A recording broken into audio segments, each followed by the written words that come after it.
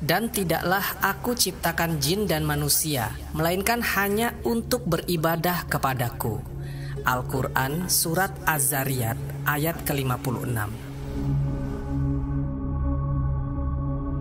Di hamparan bumi yang luas ini, tidak hanya manusia, hewan dan tumbuhan saja yang tinggal di sini, melainkan ada makhluk lain yang kasat mata, yang tak sanggup mata manusia melihatnya, yang hidup berdampingan dengan kita.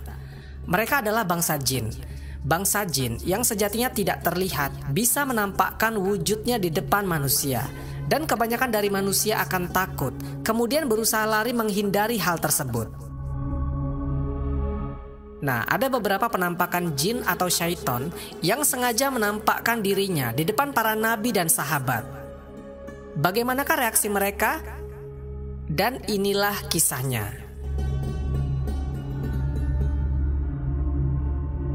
1. Umar bin Khattab. Yang paling mencolok dari sosok Sayyidina Umar adalah bentuk fisiknya. Beliau memiliki tinggi yang jauh di atas rata-rata manusia pada umumnya. Bahkan jika sedang berada di tengah kerumunan, akan nampak seolah-olah beliau sedang menunggang sesuatu.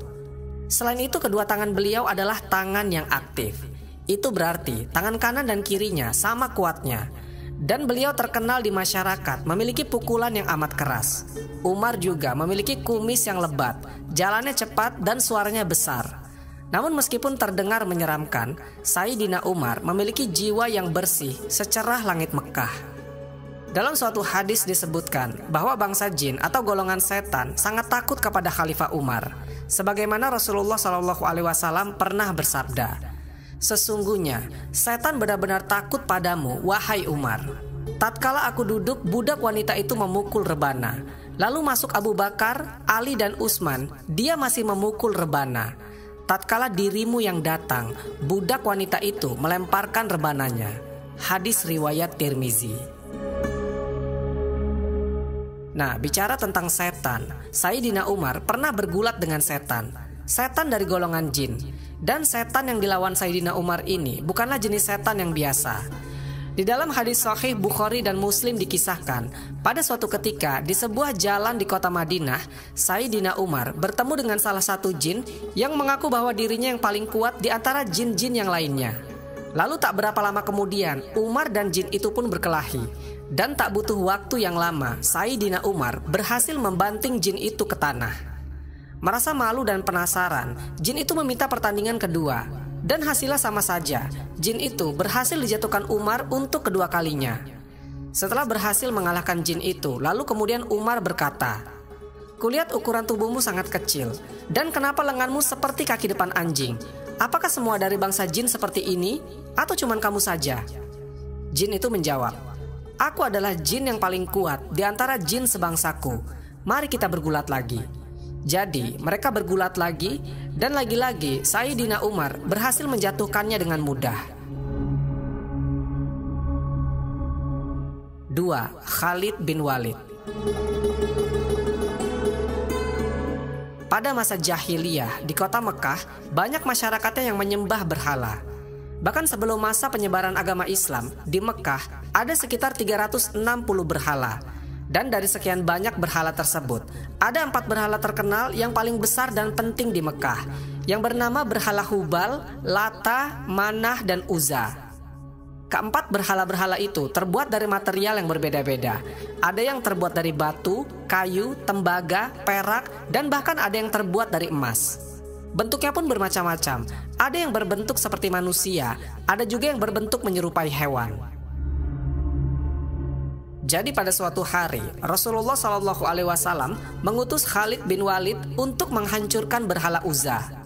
Berhala Uzza ini terletak di sebuah rumah di perkebunan kurma dan disembah oleh berbagai suku, mulai dari suku Quraisy, Kinanah, dan Mudor. Nah, yang bertugas sebagai penjaga dan pengurus dari berhala Uzza ini yaitu dari Bani Syaiban, dari kabilah Bani Sulaim, yang juga merupakan sekutu dari Bani Hashim. Orang-orang dari Bani Syaiban ini tahu betul siapa Khalid bin Walid, seorang anak muda dan panglima yang tak terkalahkannya Nabi SAW. Jadi ketika orang-orang Bani Syaiban ini mendengar bahwa Khalid bin Walid sedang berjalan menuju berhala mereka pun ketakutan dan malah mengalungkan pedang mereka di berhala Uzza ini. Dan kemudian lari sembunyi di atas bukit, kemudian berdoa supaya Uzza, berhala mereka ini, bisa mengalahkan Khalid. Ketika Khalid bin Walid sampai di lokasi, beliau langsung menghancurkan berhala Uzza itu. Maka setelah berhala Uzza itu hancur, Khalid bin Walid kembali menemui Rasulullah SAW. Kemudian Rasulullah SAW menyuruh Khalid bin Walid untuk kembali ke tempat berhala itu. Rasulullah SAW bersabda, "Kembalilah ke tempat itu, sesungguhnya engkau belum berbuat apa-apa." Khalid bin Walid pun segera kembali ke tempat berhala Uzza itu. Ternyata dari dalam rumah itu keluar sesosok wanita yang tubuhnya hitam dan dalam keadaan yang telanjang, dengan rambut panjang yang berantakan serta menaburkan debu di kepalanya. Tanpa berpikir panjang, Khalid langsung menebaskan leher wanita itu dengan pedangnya hingga ajal menjemputnya. Kemudian Khalid kembali kepada Rasulullah SAW dan menceritakan kejadian yang baru saja terjadi. Lalu Rasulullah SAW menjawab, "Itulah Al-Uzza yang tidak akan disembah lagi untuk selamanya." 3. Nabi Muhammad SAW. Kisah ini diabadikan dalam sebuah hadis yang dikisahkan dari Abu Ad-Darda dan diriwayatkan oleh Imam Bukhari dan Muslim. Jadi ketika Rasulullah SAW sedang bersiap-siap berdiri untuk sholat, tiba-tiba para sahabat yang ada di dekatnya mendengar Rasulullah SAW mengucapkan, "Aku berlindung kepada Allah darimu. Kukutuk engkau dengan kutukan Allah." Kalimat ini diucapkan sebanyak 3 kali, sambil Rasulullah SAW membentangkan tangannya seolah-olah akan mengambil sesuatu. Hal ini membuat para sahabat keheranan, karena sebelumnya Rasulullah SAW belum pernah melakukan hal ini. Hingga salah satu dari para sahabat kemudian memberanikan dirinya untuk bertanya kepada Rasulullah SAW, "Ya Rasulullah, sungguh kami mendengar engkau berkata sesuatu di dalam sholat yang belum pernah kudengar engkau mengucapkan itu sebelumnya. Dan kami juga melihat engkau menjulurkan tangan. Ada apa ya Rasulullah?" Rasulullah SAW kemudian menceritakan bahwa dirinya tadi sedang diganggu oleh jin ketika sedang sholat. Beliau menjawab, "Sesungguhnya iblis, musuh Allah, datang dengan membawa panah api untuk diletakkan di wajahku." Setelahnya Rasulullah SAW mencekik dan memegangi jin tersebut. Namun setelahnya beliau melepas jin itu dan bersabda, "Aku ingin mengikat jin itu di antara tiang-tiang masjid, hingga kalian semua dapat melihatnya menjelang pagi. Akan tetapi, aku teringat dengan perkataan saudaraku Sulaiman." Hadis riwayat Bukhari dan Muslim. Nah, maksud dari perkataan Nabi Sulaiman dari sabda Nabi SAW tersebut adalah perkataan yang ternukil di dalam surat Shad ayat ke-35. Dia berkata, "Wahai Tuhanku, ampunilah aku dan anugerahkanlah kepadaku kerajaan yang tidak dimiliki oleh siapapun sesudahku. Sesungguhnya engkaulah yang maha pemberi." Al-Quran Surat Shad ayat ke-35. Menurut beberapa ulama, maksud dari peristiwa ini adalah hal itu semata-mata dilakukan Rasulullah SAW agar mukjizat Nabi Sulaiman alaihissalam yang mampu menundukkan bangsa jin dan setan tetap khusus bagi Nabi Sulaiman seorang.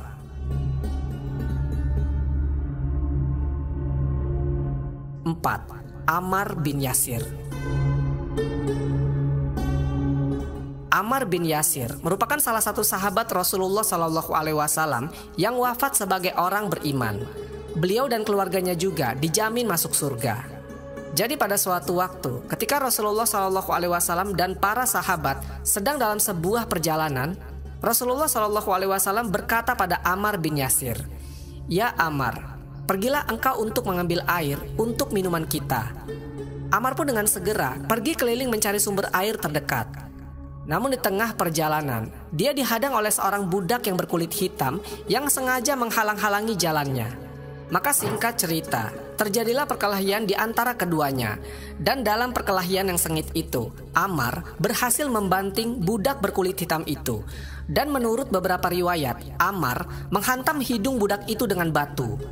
Setelah tersungkur ke tanah, budak itu berkata kepada Ammar, "Ampun, mohon lepaskanlah aku. Aku berjanji tidak akan menghalangi jalanmu lagi." Ammar pun kemudian melanjutkan perjalanan. Namun lagi-lagi, ada budak lainnya yang menghalang-halangi jalannya Ammar. Ammar pun terpaksa berkelahi lagi dan berhasil mengalahkan budak yang kedua ini. Dan kejadian itu terjadi berulang kali sampai 3 kali. Dan dalam setiap pertarungan, Ammar berhasil membantingnya. Setelah itu, barulah Ammar mengambil air untuk Rasulullah SAW dan para sahabat lainnya. Kejadian ini kemudian diceritakan kepada Rasulullah SAW. Kemudian Rasulullah SAW mengatakan kepada para sahabat, "Sesungguhnya setan telah menghalangi Ammar dari mengambil air dalam bentuk seperti budak yang berkulit hitam. Dan sesungguhnya Allah Subhanahu wa Ta'ala telah memenangkan Ammar dalam pertarungan antara mereka berdua." Setelah mendengar keterangan itu dari Nabi SAW, beberapa sahabat lainnya menemui Ammar kemudian bertanya, "Wahai Ammar, sungguh beruntungnya engkau." Kemudian Ammar berkata, "Demi Allah, kalaulah aku tahu itu adalah jin atau setan, pasti sudah kubunuh tadi. Tadi itu aku hanya ingin menggigit hidungnya, tapi tidak jadi, lantaran baunya amatlah busuk."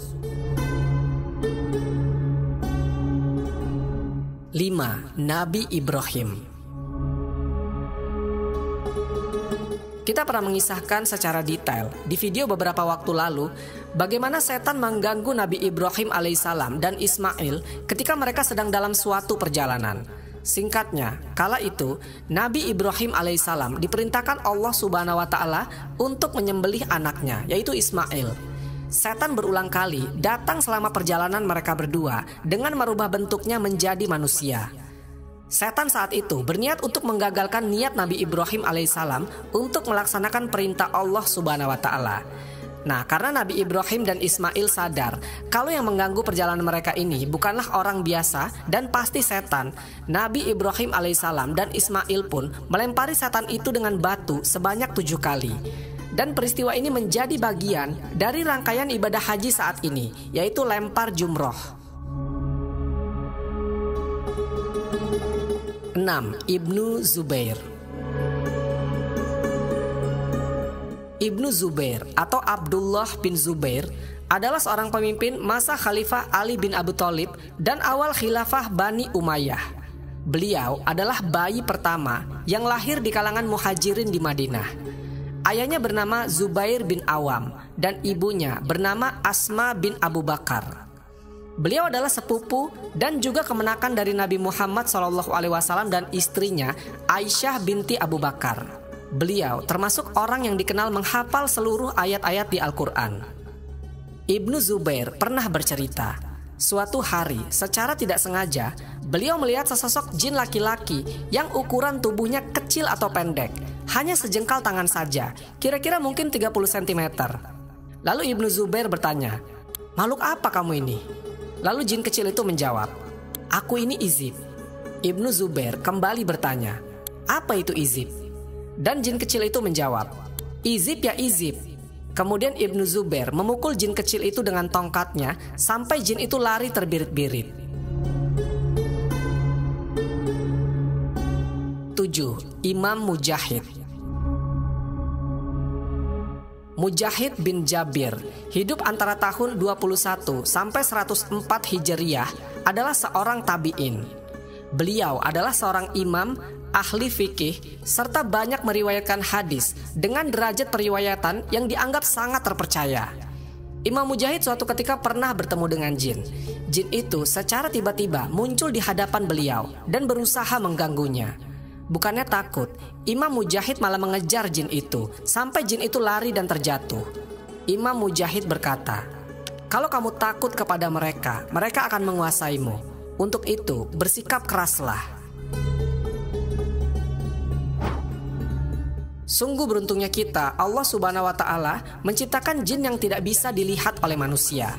Kalau seandainya mereka bisa terlihat, mungkin banyak dari kita yang setiap hari akan risih menjalankan aktivitas. Nah, selain berwujud seperti manusia, jin juga ada yang bentuknya seperti binatang.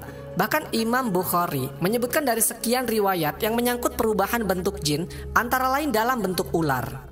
Sementara itu Ibnu Taimiyah menulis dalam kumpulan fatwa-fatwanya bahwa jin dapat mengambil bentuk manusia atau binatang seperti ular, kalajengking, sapi, kambing, dan kuda. Sesungguhnya syaitan itu adalah musuh bagimu, maka anggaplah ia musuhmu. Karena sesungguhnya syaitan-syaitan itu hanya mengajak golongannya supaya mereka menjadi penghuni neraka yang menyala-nyala. Al-Quran Surat Fatir ayat ke-6. Wallahu a'lam bishawab. Semoga kisah ini bermanfaat. Lebih dan kurangnya mohon dimaafkan. Yang benar datangnya dari Allah Subhanahu wa Ta'ala. Khilaf atau keliru itu datangnya dari saya pribadi sebagai manusia biasa. Sampai ketemu di kisah-kisah seru yang penuh makna selanjutnya. Saya akhiri. Wassalamualaikum warahmatullahi wabarakatuh.